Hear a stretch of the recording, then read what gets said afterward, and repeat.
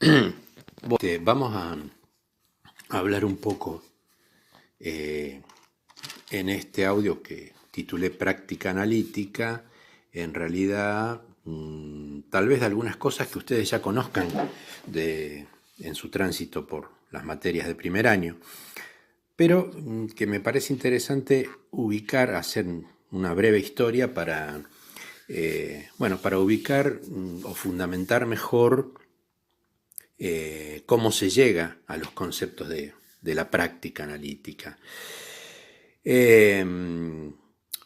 Digamos, o a las reglas técnicas de la práctica analítica. Ustedes ya deben haber leído seguramente, es casi la definición que Freud daba del psicoanálisis, que él decía que el psicoanálisis era una teoría de los procesos anímicos, del psiquismo, un método de investigación y una terapia, es decir, un tratamiento. Efectivamente, o sea, en realidad esto supone que en función de una concepción teórica se lleva adelante una práctica, pero que además hay, digamos, allí mismo, en el transcurso de esa misma práctica, se produce casi espontáneamente a veces cierta investigación.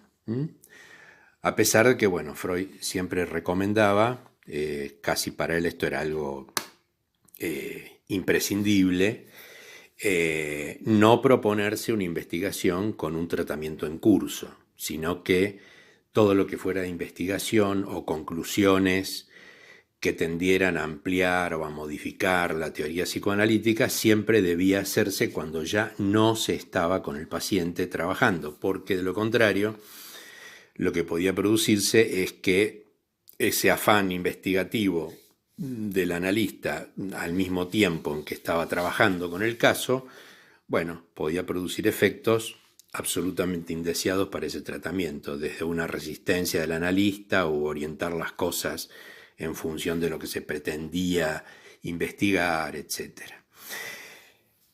Ustedes saben que, bueno, en realidad la represión, la teoría de la represión, la pulsión, etc., todo lo que hemos venido desarrollando hasta aquí a lo largo de este año, comienza en 1900 con la interpretación de los sueños. Ahí nosotros ya empezamos a leer, especialmente en el capítulo 7, proceso primario, secundario, la represión. Pero, es decir, que ahí, digamos, donde ubicamos prácticamente el nacimiento oficial del psicoanálisis, ya están los elementos de la teoría del aparato psíquico que nosotros vemos en la primera tópica. Pero antes de la práctica del psicoanálisis, ustedes saben que se trabajaba en las neurosis, especialmente en la histeria, pero en general también en las neurosis, con la sugestión, la hipnosis y en lo que se llamaba el método catártico. Y esto ustedes lo van a encontrar en Freud por ejemplo, en estudios sobre la histeria, reflexiones en relación a esto y casos, y digamos, ese texto que Freud comparte con Breuer, ¿verdad?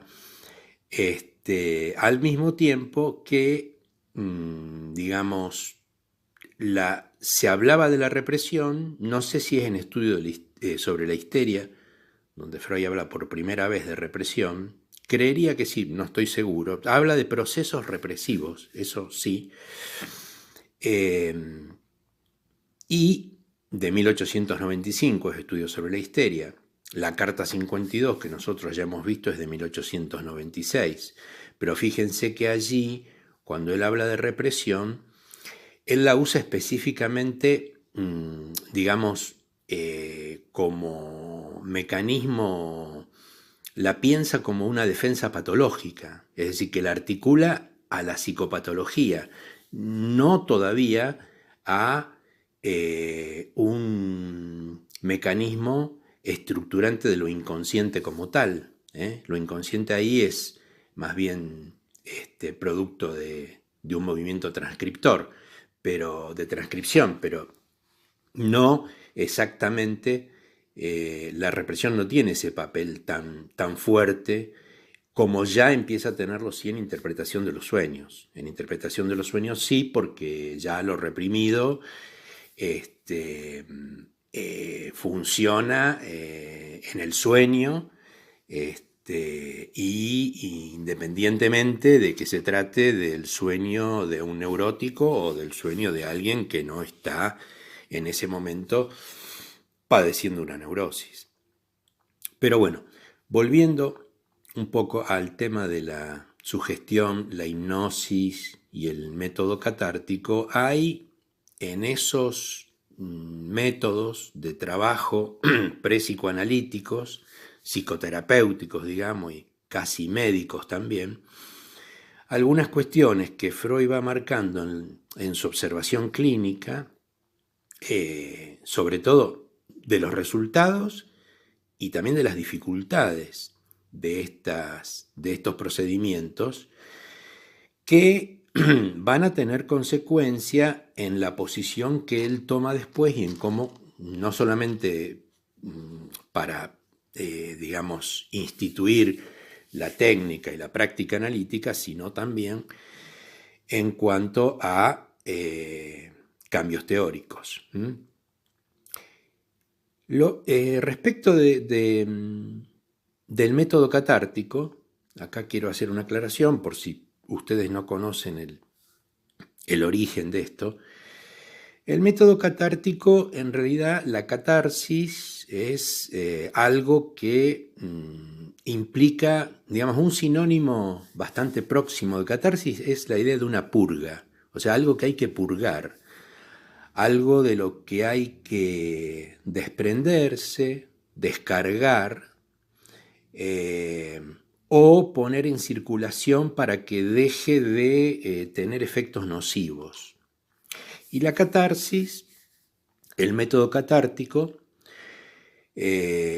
buscaba lo que se llamaba la abreacción del afecto, es decir, la abreacción, la puesta en circulación, la movilización, la purga, la descarga de un elemento que era una magnitud de excitación, una magnitud nociva, acumulada, en la que se sostenían el síntoma o los síntomas neuróticos. El procedimiento, digamos, sugestivo, por un lado, digamos, estaban los procedimientos sugestivos y por otro lado estaba la hipnosis, aunque todo estaba basado en la sugestión, pero bueno, después vamos a aclarar un poco eso, a diferenciarlo, aclararlo. En la sugestión, un método que Freud comenta es que se le ponía las manos en la frente al paciente y se le decía que ante ese gesto, ese acto del médico, iban a acudir a sus pensamientos, recuerdos que él tenía olvidados y que eran seguramente los recuerdos de los hechos traumáticos que estaban provocando los síntomas, y que pudiendo recordar esto, se esperaba, digamos, cierta abreacción, precisamente cierta descarga de esos recuerdos que Freud llamaba patógenos, de elementos traumáticos, de experiencias traumáticas, de vivencias traumáticas, y esto iba a producir el alivio o la desaparición de los síntomas. El método hipnótico, en ese sentido, tenía una diferencia, que era la cuestión de poner al paciente en sueño hipnótico, es decir, que el paciente no estaba consciente, sino que puesto en trance hipnótico, en sueño hipnótico, prácticamente lo que operaba en el estado de hipnosis era que el médico o terapeuta le procedía con una especie de mandato, de orden o de indicación de abandonar los síntomas. El paciente luego esto lo tenía olvidado cuando salía de la hipnosis y, bueno, desaparecían los síntomas.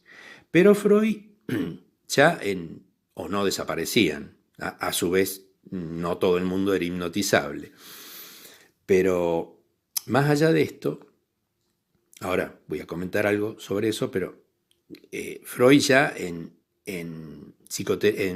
estudios sobre la histeria,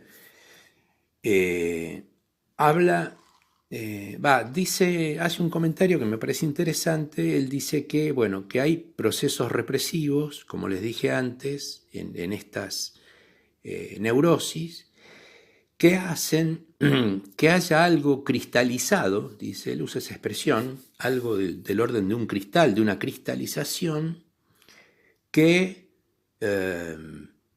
hace que luego de haberse llevado adelante la terapia sugestiva con el método catártico o la hipnosis, los síntomas retornen después de un tiempo o retornen otros síntomas. Retornen los síntomas que había u otros. Pero además, lo que, comenta es esto que yo les decía antes, que no todos los pacientes eran susceptibles de entrar en hipnosis. Y, hilando un poco más fino, va planteando que esto tenía mucho que ver con la relación que el paciente tenía con el médico. Pero además de eso, lo que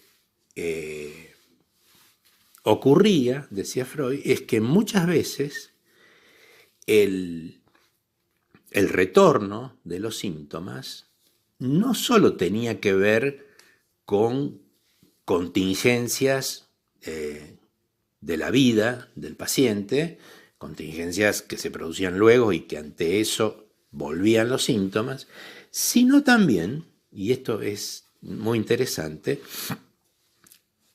sino también con cambios en la posición afectiva que el paciente tenía respecto de su médico, de su terapeuta. Es decir, que un cambio en esa relación afectiva con el médico, aunque ya el tratamiento hubiera sido algo que hubiera pasado, ¿no? Porque estos eran, digamos, tratamientos rápidos, entre comillas, ¿no? Si se aplicaban el método sugestivo, hipnótico, etc. Y bueno, eso era el tratamiento. Se esperaba la desaparición de los síntomas, se atacaba el síntoma.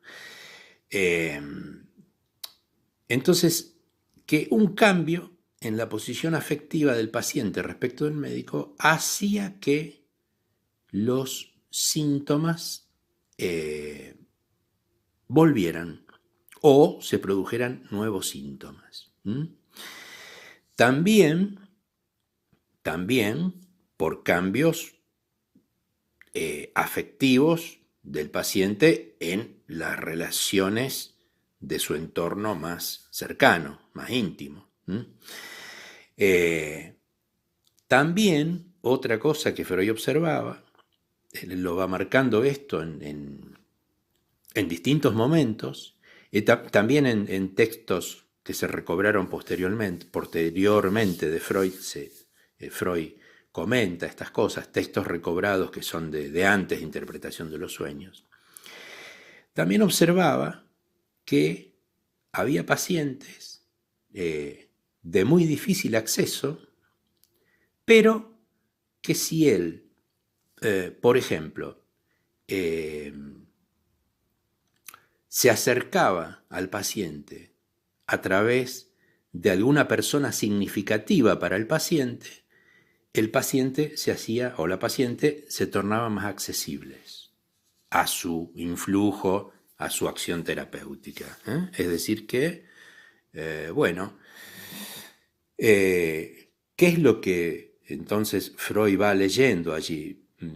Digamos, en principio va leyendo toda una cuestión que tiene que ver con el lazo, con el vínculo, no solo del paciente con el médico, sino del paciente con los personajes significativos o más importantes de su vida, y que esto, digamos, evidentemente tenía un papel fundamental tanto en la producción de los síntomas como en la posibilidad de trabajo con el paciente.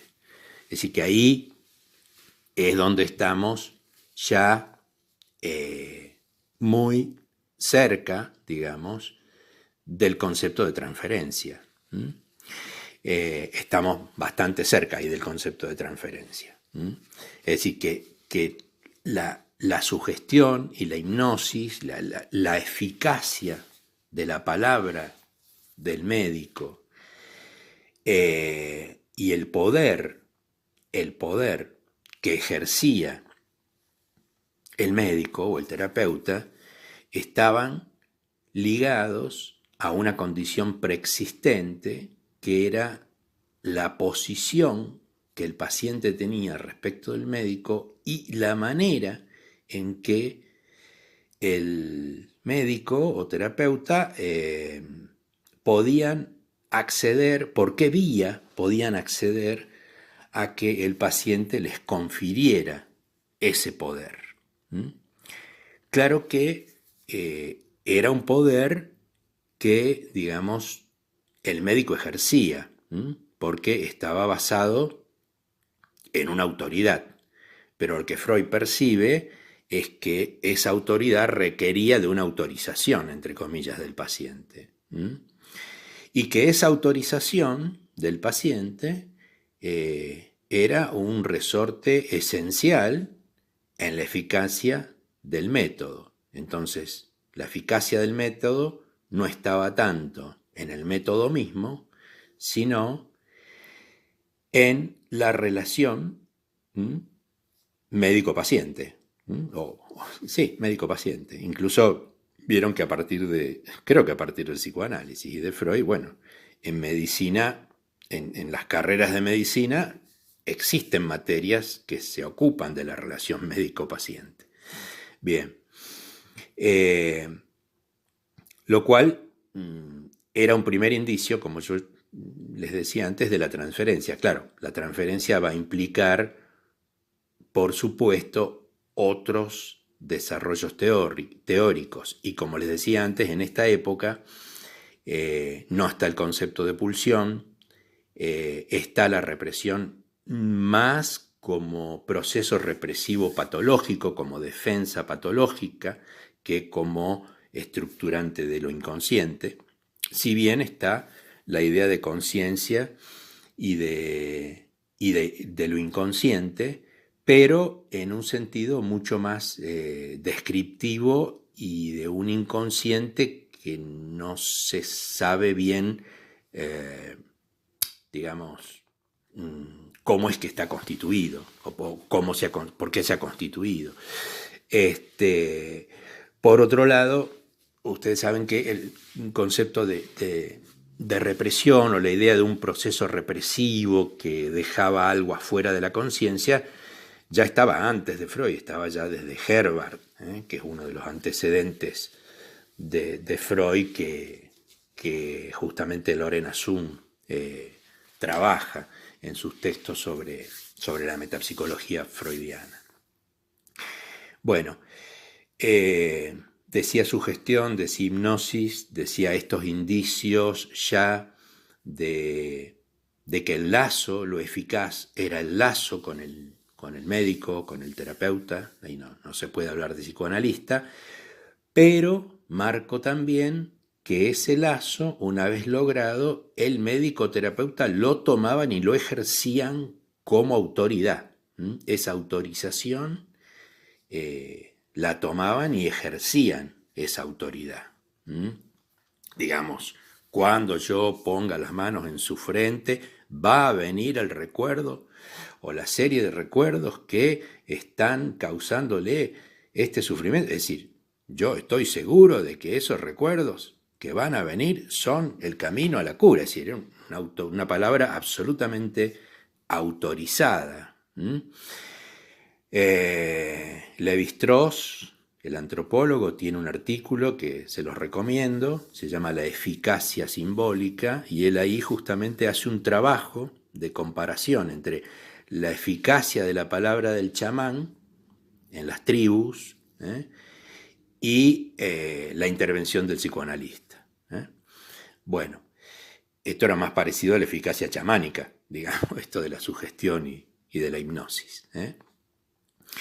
Bueno, pero ya ahí, como les decía, hay un indicio de muy claro de la transferencia. Por otro lado, algo más recuerdo respecto justamente, iba a decir, de los recuerdos traumáticos o patógenos. Esta seguridad de que el material que va a venir es el que causó los síntomas, es el que tiene la carga afectiva traumática en la que económicamente están sostenidos los síntomas. Esa seguridad, si Freud dice, bueno, pero hay algo más, hay algo cristalizado, decía Freud, en esos procesos represivos que siguen, cambia la posición afectiva o cambia algo en la relación con los personajes significativos, vuelven los síntomas, entonces hay otra cosa. Entonces el recuerdo, los recuerdos y el rescate de vivencias, entre comillas, patógenas, traumáticas, era tan eficaz. ¿Eran esas las vivencias? ¿Eran esos los recuerdos? ¿O simplemente habían servido en ese momento casi como un placebo para provocar una cura sugestiva? Y esos recuerdos, por otro lado, ¿qué valor de verdad tenía? ¿Cuán fidedignos eran a lo que realmente había acontecido para el paciente? ¿Le había acontecido eso que recordaba o se lo había imaginado? Bueno, y ahí está algo que también ustedes ya deben conocer, esa famosa frase de Freud, las histéricas mienten. En realidad,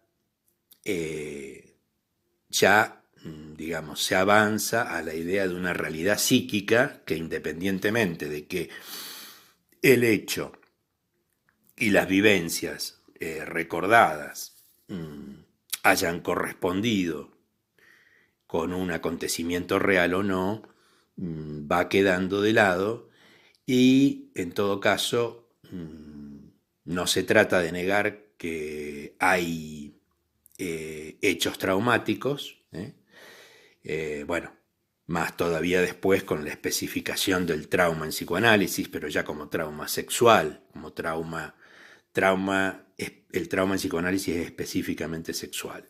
Después, bueno, en otro momento nos vamos a referir a lo mejor a esto. Pero, ¿qué había de acontecimiento? ¿Qué había de fantasía? Bueno, Freud dice no, pero esto tiene realidad psíquica.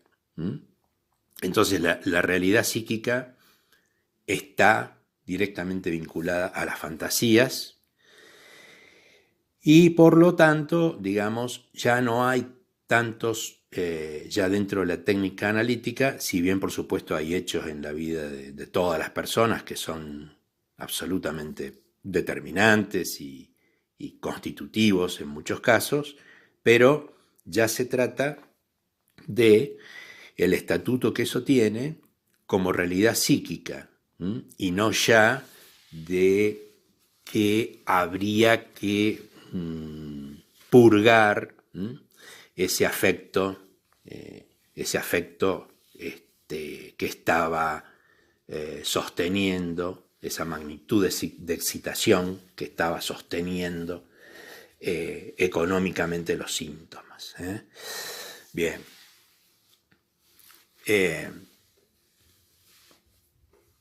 Bueno, en realidad, respecto de todo esto que va cambiando, yo decía, bueno, ya había indicios de la transferencia, ya tenemos esta cuestión de la realidad psíquica, a diferencia de esa relación tan causa-efecto que se suponía de hechos y elementos traumáticos patógenos directamente sobre digamos, como produciendo los síntomas, el corto alcance de la terapia sugestiva, hipnótica. En relación a eso,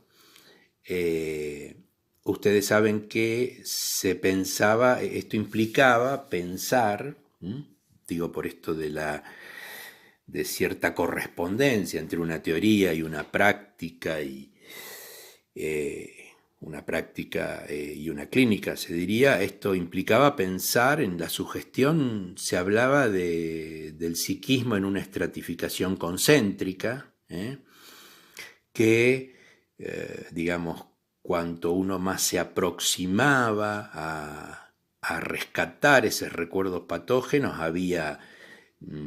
primero había una especie de resistencia y había siempre, digamos, algún esfuerzo que hacer para lograr la abreacción afectiva de esos recuerdos patógenos. Es decir, se pensaba en una estratificación concéntrica donde evidentemente había un centro donde estaba inconsciente, oculto, olvidado, esos recuerdos patógenos, y también se pensaba a veces, sobre todo cuando se interrogaba bajo hipnosis al paciente, a ver si podía recordar en estado hipnótico lo que no recordaba en forma consciente ni por vía sugestiva más directa. La idea de un psiquismo organizado como un archivo, como si uno pudiera ir encontrando en distintas capas de un archivo, o en distintas carpetas de un archivo, los diferentes hechos. Bueno, todo esto tiene que ver con la época, evidentemente, prepsicoanalítica, hasta que, bueno, digamos, hay un hecho que se lo sitúa casi como inaugural, como algo que termina de cambiar la posición de Freud respecto de la práctica con los pacientes y del tratamiento, y que vaya dando lugar a la técnica psicoanalítica, que es el conocido caso de la paciente Emi-DN, que es la que le dice a Freud, cuando Freud está haciéndole preguntas, digamos, y trabajando más al modo médico, tipo historia clínica, que es la paciente que le dice, déjeme hablar, déjeme hablar, y Freud la deja hablar. Es decir, ahí hay un gesto de Freud en decir, bueno, hacerle lugar. Precisamente ese gesto es una renuncia a la autoridad que, digamos, la sugestión del paciente le ofrece al médico, o la creencia del paciente o la autorización del paciente le ofrece. Ahí Freud se corre de alguna manera, le hace caso, digamos así, a la paciente y la deja hablar. Y precisamente es la base, digamos, ese gesto inaugural de Freud, es un poco la base de lo que conocemos hoy en psicoanálisis como asociación libre, o sea, de lo que él después va a utilizar como la regla fundamental del análisis para el paciente, que es que diga todo lo que se le ocurra, tratando, bueno, esto ustedes ya lo conocen seguramente, tratando de no ejercer ninguna censura, de hablar lo más libremente posible, aunque eso esté referido también al analista o le dé vergüenza o lo que sea. Bueno, eh, el par técnico de esa regla para el paciente es, como ustedes saben, la atención flotante del analista, es decir, que el analista no va a privilegiar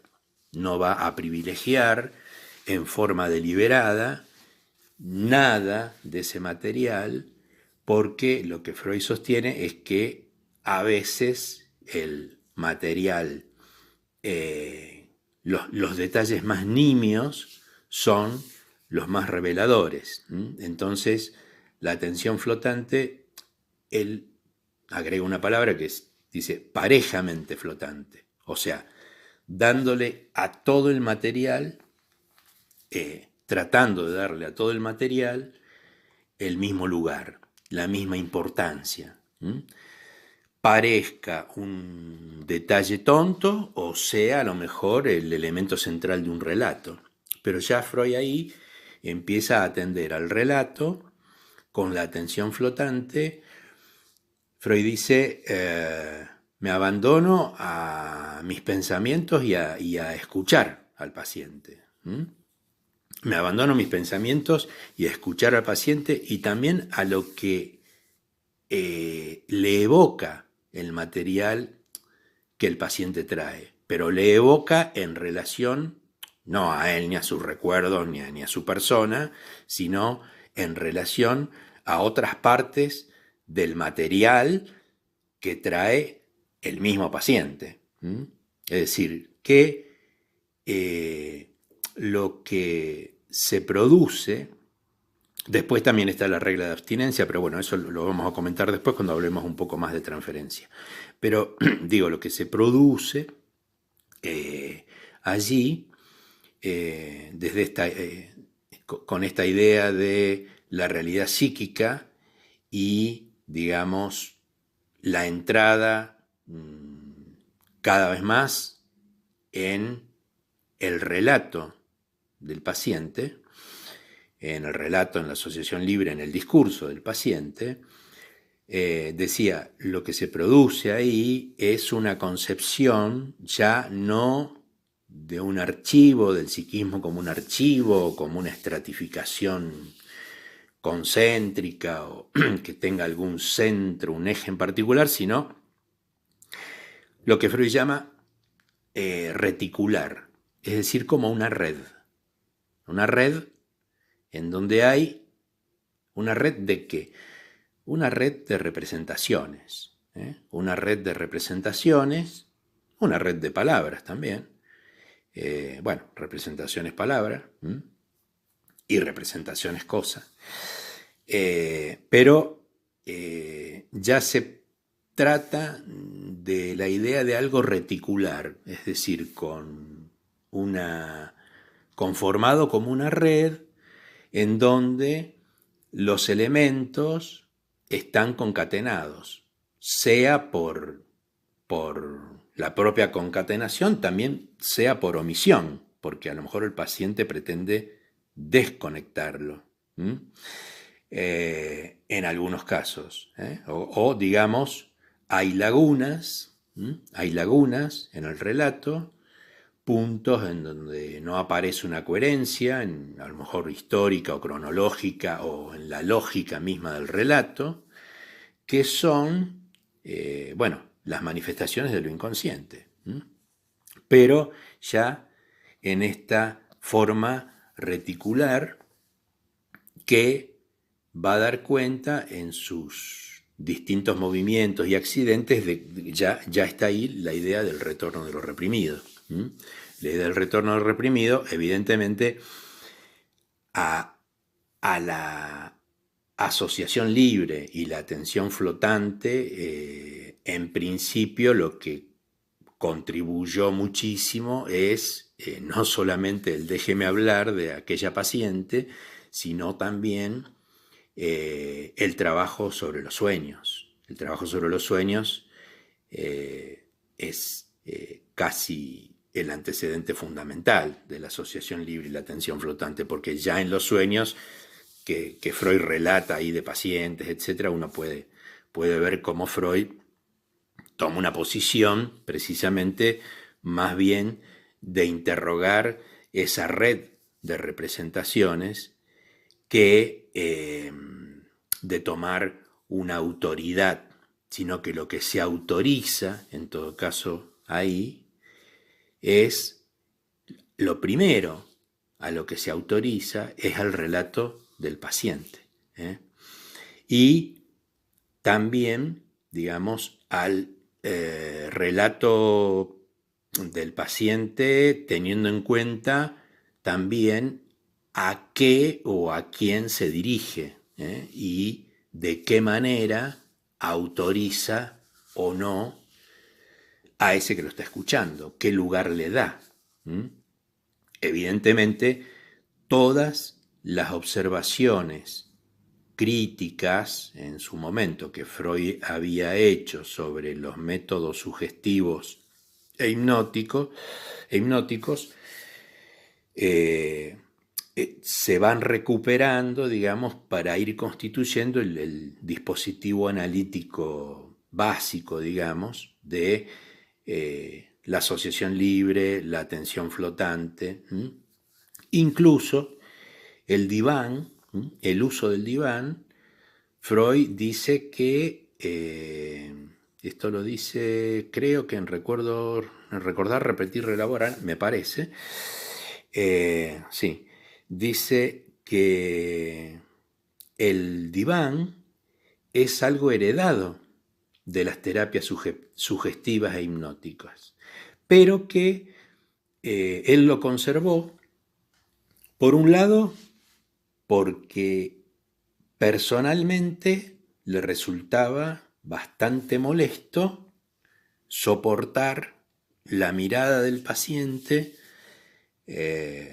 durante varias horas al día, trabajando con distintos pacientes, pero además, no solamente por eso, sino porque le parecía que los efectos gestuales que podían producir en él las palabras del paciente, si el paciente las veía, podían funcionar como un freno un poco a la asociación libre. En cambio, si el paciente podía hablar sin verlo a Freud, sin ver al analista, digamos, y sin ver, gestos involuntarios, en fin, que podía producir, obviamente, en el rostro, en lo que fuera del analista, podía hablar más libremente el paciente, sin verlo al analista. Y además, también por la proximidad de la posición en el diván con la posición del dormir o la posición del soñante, que,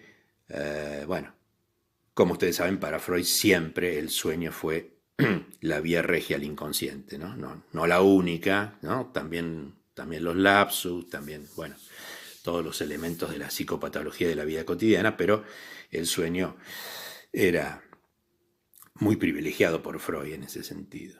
Inclusive, sin embargo, mejor dicho, la cuestión de las reglas técnicas, asociación libre, atención flotante, diván, Freud lo que marca es que él se toma dos cuestiones. La primera es esta, que él toma las reuniones preliminares, o hoy le llamamos entrevistas preliminares, él lo llama sesiones, las primeras sesiones, con el paciente, él las toma muy especialmente para discernir un diagnóstico en el sentido, dice en determinado momento, de que no se confundan lo que serían aparentes síntomas histéricos o obsesivos con síntomas de una demencia precoz, parafrenia, esquizofrenia. Es decir, que él lo primero que apunta ahí es a diagnosticar que no se trate de una psicosis, diríamos hoy. Y además dice por qué. Dice porque estos pacientes con demencia precoz, esquizofrenia, parafrenia, bueno, eran casi sinónimos según el autor del que se trate, Kraepelin o Bloiler. Bueno, pero estos pacientes, dice, tienen una imposibilidad muy importante respecto de la investidura de objeto, a nivel del narcisismo, como él lo había trabajado, o lo venía trabajando. Por lo tanto, dice, son pacientes que no pueden establecer claramente una transferencia.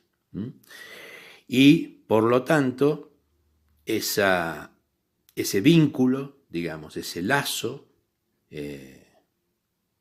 con el analista, no se puede establecer de un modo que se pueda trabajar. Bueno, hoy en día esto se ha revisado mucho, está puesto entre paréntesis, porque, digamos, se ha intentado. De hecho, hay analistas que trabajan con psicosis, con otro dispositivo, por supuesto, no con el dispositivo más conocido del psicoanálisis, que obviamente es el dispositivo clásico, digamos, y que tiene como referencia clínica las neurosis de transferencia. Las neurosis de transferencia. Bien, en este sentido, por un lado eso, y por otro lado, yo decía, más allá de las reglas técnicas, sin embargo, también Freud le da lugar a lo que ocurre por fuera de las reglas, entre comillas, lo que sería por fuera de las reglas técnicas. ¿En qué sentido? La atención flotante no empieza cuando el paciente se acuesta en el diván y empieza a asociar libremente. Es decir, Freud dice en determinado momento, el paciente quiere poner muchas veces un biombo, o sea, una división, entre el diván y el resto de la situación, ¿no? Es decir, poner una división, digamos, como que oficialmente empieza la sesión cuando él se acuesta y empieza a asociar libremente, y oficialmente termina cuando se levanta y se va. Freud dice, para nada, hay un montón de comentarios de cosas importantísimas que el paciente pretendería dejar al margen, que no sean consideradas, que suelen hacerse justamente cuando no se está en el diván. Es decir, que la atención flotante tiene otra amplitud para Freud, digamos. Él está atento, esa atención flotante funciona desde que llega hasta que se va el paciente, no desde que entra en el diván y luego sale del diván, ¿no? Bueno, evidentemente que ya la red, digamos, esta concepción de una red, del psiquismo como una red de representaciones, una red de elementos discursivos, incluye todo lo que se ponga en juego allí. Bueno, también ustedes saben que no voy a hablar de esto, pero lo van a leer ustedes en los artículos que tenemos en el programa, consejos al médico, recordar, repetir, reelaborar, etc. Que hay dos conferencias que no están en el programa, pero que son muy, lo digo, me acordé ahora, son interesantes que es la conferencia de introducción número 27 y la 28, que se llama la transferencia 1 y la 28 la terapia analítica. Freud retoma estas cosas y es interesante cómo las trabaja ahí, cómo hace a veces un poco de historia. Bueno, lo digo al pasar. Bueno, y ahora me perdí. ¿Dónde estaba? Bien.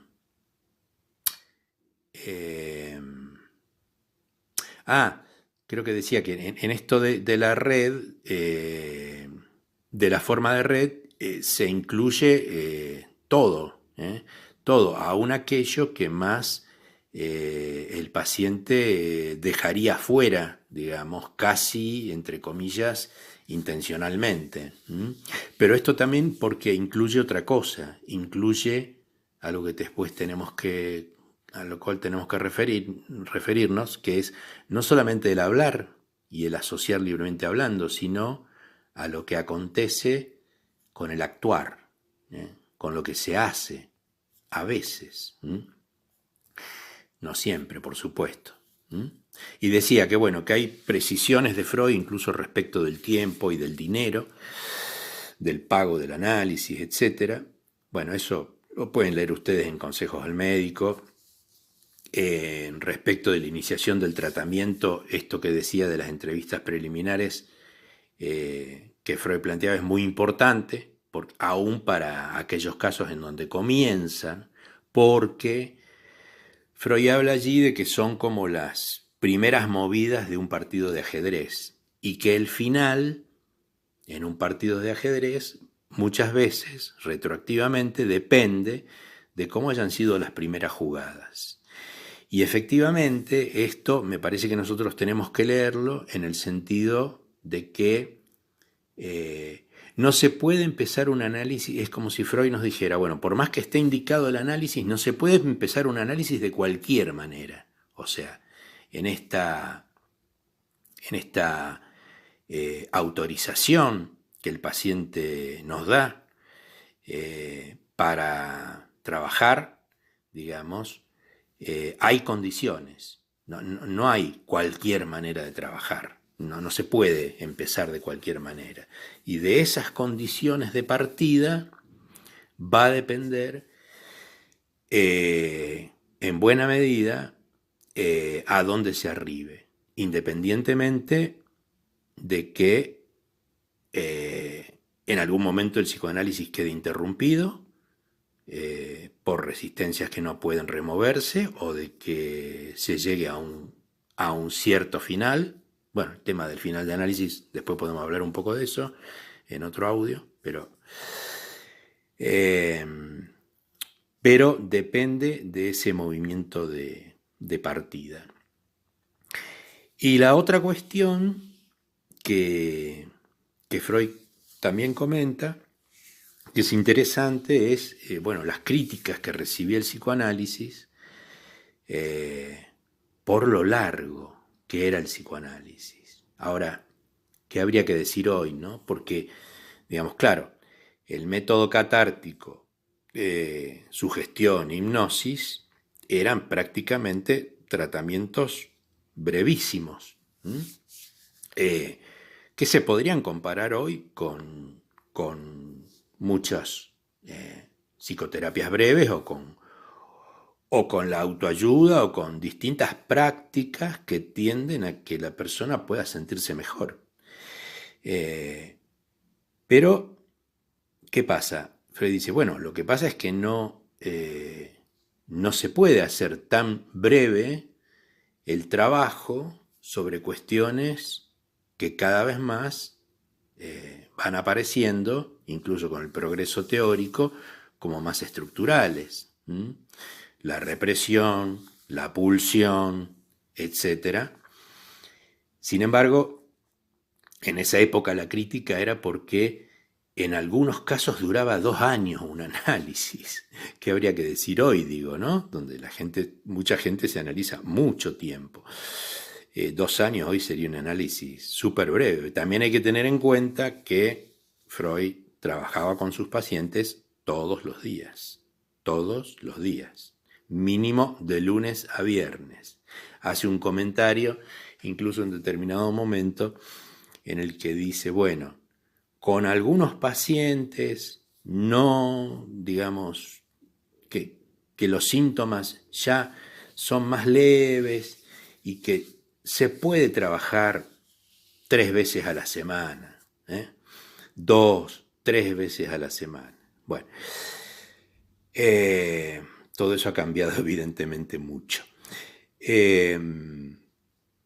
Bueno, En realidad, quería entonces, siempre de algo me olvido, por supuesto, pero quería entonces dejar este marco sobre la práctica analítica, un poco de dónde surgieron, de cómo surgieron desde esas modificaciones de la sugestión y la hipnosis, se fueron abriendo estos otros conceptos ya analíticos, técnicos y teóricos, y entonces vamos a seguir trabajando ya sobre el tema de la transferencia. El tema de la transferencia. Mi iniciación del tratamiento, consejos del médico, los he dejado más para que, bueno, eso lo pueden leer ustedes, creo que son muy accesibles, pero me interesa más ahora profundizar entonces en el próximo audio el tema de la transferencia. Entonces se llama transferencia, el próximo audio. No sé si transferencia 1 o 2, vamos a ver cuánto nos lleva. Bueno, hasta entonces. Claro AR. Reproducir, botón, inhabilitado. Pausar.